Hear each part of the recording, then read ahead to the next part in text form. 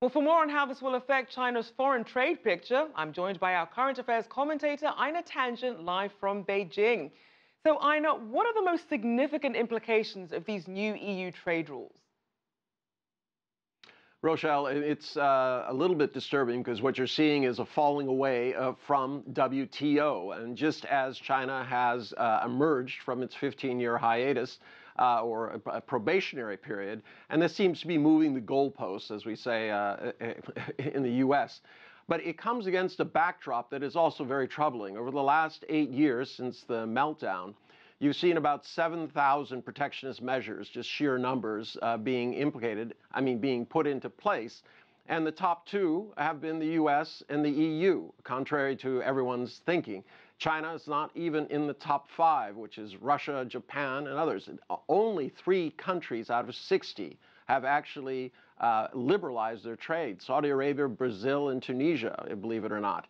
So things are going in perhaps not the best direction. It's time for a new kind of global settlement. WTO seems to be fading a bit. Hopefully the Belt and Road Initiative will provide the impetus to push that along.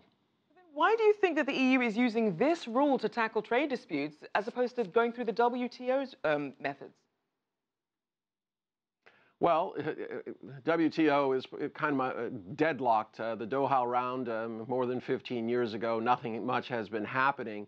It just seems that Europe is looking at the confluence of factors that we have today, an unknown U.S., China out there. The fact is Europe and the U.S. are direct competitors. Each one makes what the other one does and can export those to China.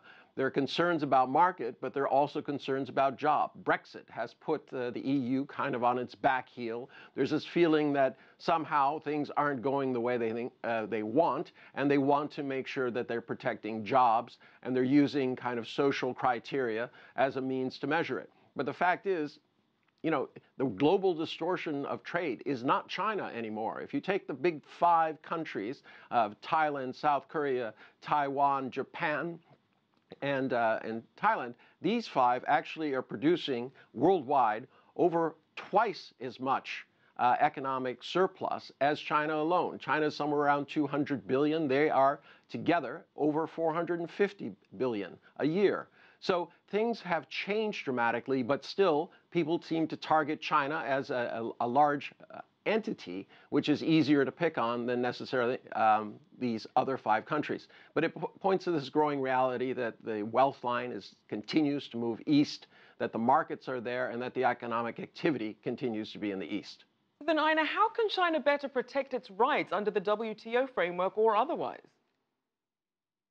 Well, obviously, if the EU goes ahead with this kind of substantive basis for looking at trade, a complaint can be filed by China under the WTO.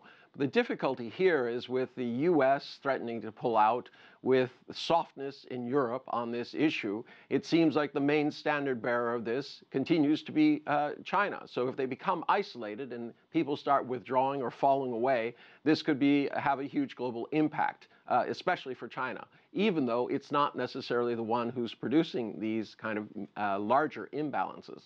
And speaking of that impact, what sort of fallout could we potentially be looking at? Well, unfortunately, it could be, it's not something that's going to be sharp and sudden. What you're going to see is small things. Right now, everyone's concerned about scooters being dumped onto the European markets. I mean, this is a relatively small issue.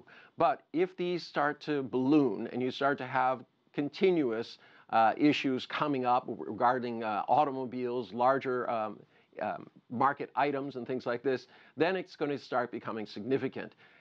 Hopefully what can happen, though, is with a strong leader in China, with emerging leadership in Europe, hopefully they can get past this and understand that growing together, the Belt and Road connecting Europe and China, is an opportunity, not a threat.